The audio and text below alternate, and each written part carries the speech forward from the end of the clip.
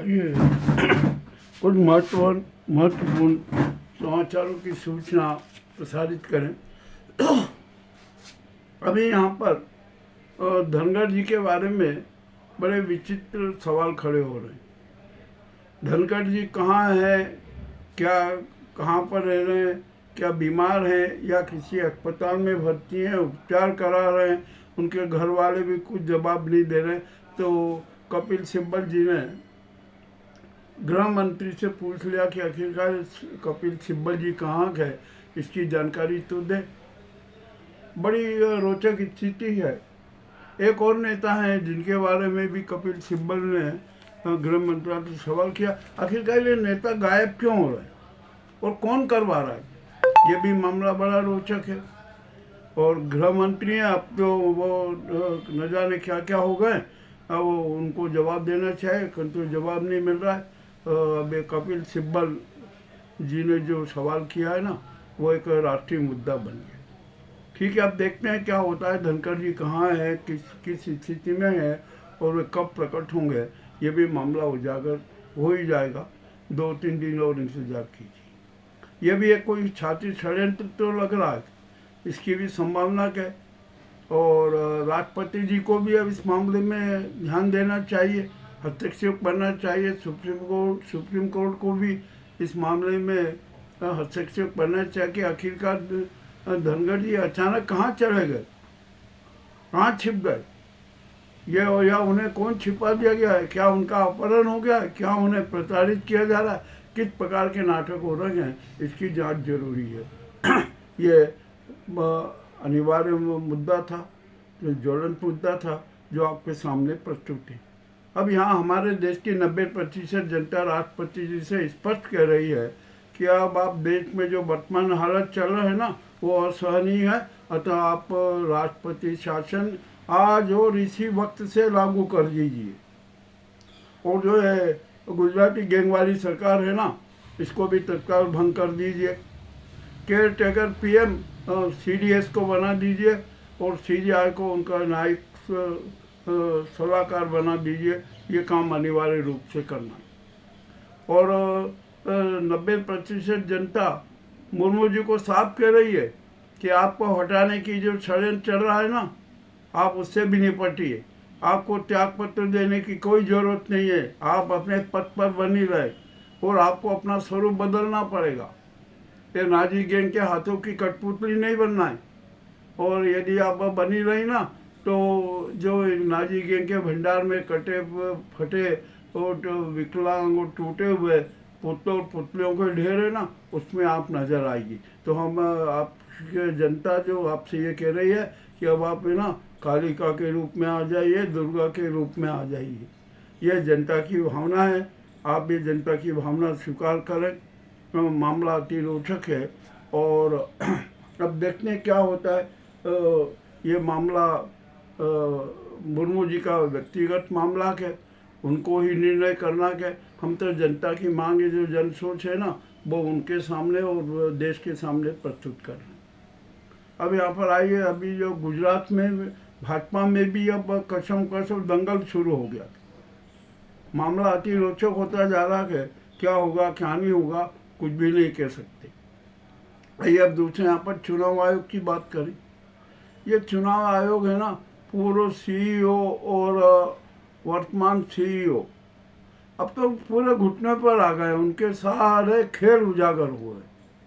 अब वो सफाई देते नहीं बने, एक एक दिन में 3-3 प्रस्ताव ला रहे, 3-3 बयान दे रहे। आखिरकार क्या के, अब तो ये दिमागी रूप से, मानसिक रूप से और बौद्धिक रूप से चुनाव आयोग विचलित हो गया है। राजीव कुमार को कोई रास्ता नहीं सूझा है, ज्ञानेंद्र गुप्ता को भी कोई रास्ता नहीं सूझ रहा है। और जो पूर्व जो चुनाव आयुक्त रहे हैं ना, वे भी स्पष्ट कह रहे आप इतना क्यों प्रपंच कर रहे हैं, आप तो स्पष्ट कर दीजिए, खुला कर दीजिए, शिकायत आई है जांच कर लीजिए, जांच क्यों नहीं करते। और आप बयानबाजी दे रहे हैं, वो कर रहे हैं, ये कर रहे हैं, तो आप ये अपने अपराध छिपाने की पहल कर रहे हैं। अब यहाँ पर जनता का स्पष्ट कहना है कि पूर्व राजीव कुमार सीईओ राजीव कुमार को और वर्तमान सीईओ ज्ञानेश गुप्ता को तत्काल को इसी वक्त गिरफ्तार कर लीजिए, गिरफ्तार करके उनका रिमांड ले लीजिए, और रिमांड में भी 3rd डिग्री का उपयोग कीजिए। उनको 15-20 घंटे के लिए हेलीकॉप्टर बना दीजिए। वो सारे के सारे अपने अपराध स्वीकार कर लेंगे, सारा भंडाफोड़ कर देंगे, और वो ये भी बता देंगे कि इन्होंने जो अवैध कृत्य और कुकृत्य किए हैं ना, वो किसके निर्देश पर किए, और वे जो निर्देश देने वाले चेहरों के नाम भी बता देंगे। अब ये यहाँ पर भी ये मामला बड़ा विचित्र और रोचक हो चुका है। अब देखते हैं क्या होता है क्या नहीं होता है। अब जनता तो साफ कह रही है कि वर्तमान का चुनाव आयोग भंग किया जाए, और जो ये राजीव कुमार और ज्ञानेश कुमार गुप्ता को भी पद से हटाया जाए, इन्हें गिरफ्तार भी कर लिया जाए। प्रजातंत्र को जिंदा रखने के लिए, जनतंत्र को जिंदा रखने के लिए, जनमत को जिंदा रखने के लिए, जन निर्णय को सुरक्षित रखने के लिए इनकी गिरफ्तारी अनिवार्य है। चुनाव आयोग को भंग करना जरूरी है, और जो भी नया चुनाव आयोग बनेगा वो भी पारदर्शी हो, निष्पक्ष हो, और उसके सारी गतिविधियाँ बिल्कुल पारदर्शी होना चाहिए। ये जनता का सोच है। अब आइए यहाँ पर हम बात करते हैं जल त्रासदी की। जल त्रासदी जारी है, सब कुछ हो रहा है। अभी 15 अगस्त आने वाला था। यहाँ पर लाल किले की प्राचीर से है ना तिरंगा फहराया जाएगा, और ये तिरंगा कौन फहराएंगे? यही नरेंद्र मोदी, जो आलोचना के शिकार है, जिन पे कितने गंभीर आरोप लग चुके हैं, जिनका कोई अब महत्व ही नहीं रहा, वो अब तिरंगा फहराएंगे। तो देश की 90% जनता विरोध कर रही है कि नरेंद्र मोदी लाल किले की प्राचीर से 15 अगस्त को झंडा ना फहराए। जब जनता से पूछा गया कि आखिरकार प्रधानमंत्री फहराएंगे तो झंडा कौन फहराएगा, तो जनता ने एक बहुत सटीक जवाब दिया। उन्होंने कहा कि जो पहलगाम हमले में जो सैनिक शहीद हुए हैं ना, उनके किसी परिवार सदस्य से लाल किले की प्राचीर पर तिरंगा फहराया जाए, ताकि ये याद रहे कि हमारे देश का सैनिक इस तिरंगे के लिए अपना सब कुछ बलिदान कर सकता है। और जो ये धनखोर जो चेहरे बैठे हैं ना, सत्ता का स्वाद खा रहा है, गाजर का हलवा खा रहे हैं, मूंग का हलवा खा रहा है, सुख सुविधा का हलवा खा रहा है, इनको तो तिरंगे को छूने तक का अधिकार नहीं है। ये भी ये जनता बोल रही है। अब ये जब ये जनता के ऐसे विचार हैं, तो इससे स्पष्ट हो जाता है कि देश की 90% जनता का विश्वास इस नाजी सरकार में नहीं है, गुजराती गैंग वाली सरकार में नहीं है। तो अब यहाँ पर किया क्या जाए? जनता ने सुझाव भी दे दिया, ये दे दिया। और यदि प्रधानमंत्री नरेंद्र मोदी यदि तिरंगा फहराते हैं ना, तो जनता उनका काले झंडे से स्वागत करेगी, काले झंडे बताएगी। उनको अधिकार नहीं है। और हो सकता है मोदी विवादों से बचने के लिए अमित शाह को कहिए कि आप झंडा फहरा दीजिए, और यदि ऐसा हुआ ना, तो वहाँ पर जो झंडा वंदन समारोह होगा ना, उसमें भी कोहराम मच सकता।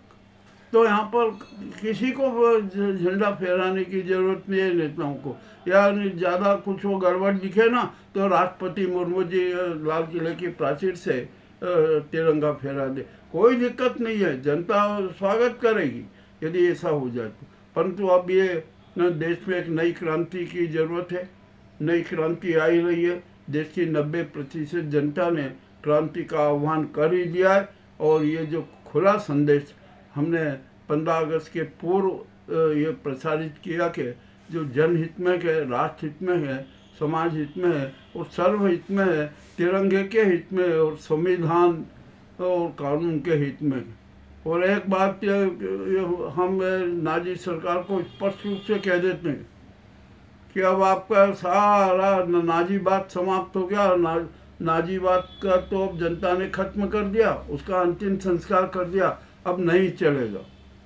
अब यहाँ पर अभी जो बड़ा एक विशेष समाचार आया है कि नीतीश और नायडू ने भी अपने अपना समर्थन वापस ले लिया। अब सच क्या है तो सामने आएगा। और अब तो यहाँ पर एक बड़ी राजनीति चल रही है कि नाजी गैंग ने एक नया नाटक भी खेल सकती है वो।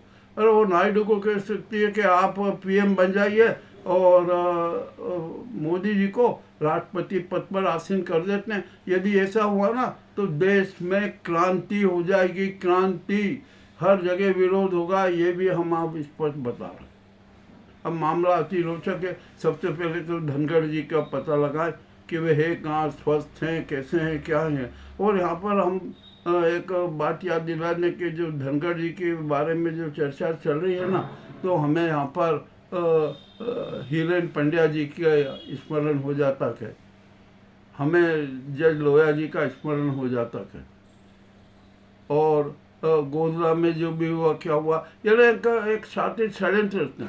और मैं तो यहाँ पर एक बात और कहता हूँ कि भाजपा में है ना, पंडित दीनदयाल उपाध्याय जी का खूब स्मरण करते हैं, इतना स्मरण करते हैं कि उनके जन्मदिन और पुण्यतिथि पर बड़े नाटक करते हैं। आखिरकार अब ये तो बता दो कि पंडित दीनदयाल उपाध्याय की शास्त्रीय ढंग से हत्या किसने की? मगर कोई नहीं, सब मौन है, बिल्कुल कोई नहीं बता सकते। हाँ, बलराज मधोक ने तो बड़ा स्पष्ट कर दिया कि पंडित दीनदयाल उपाध्याय की हत्या शातिर षड्यंत्र पूर्वक की गई थी। अब इसके अलावा और हम क्या कहें, जो कहना था वो सब कह दिया।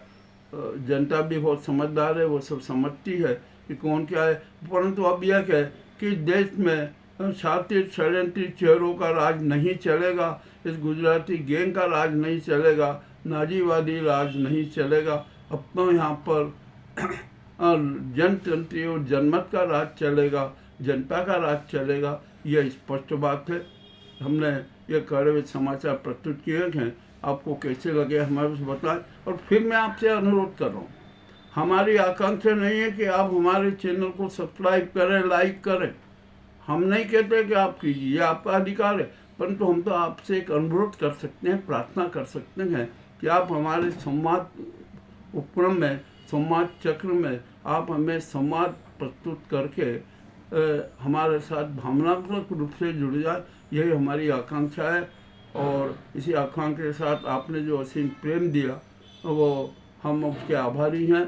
रक्षाबंधन पर्व मनाए, आइए हम सब मिलकर राष्ट्र के विधान को, संविधान को, तिरंगे को, माँ भारती को रक्षा सूत्र बांधे और बांध भी चुके और बांधते ही रहेंगे।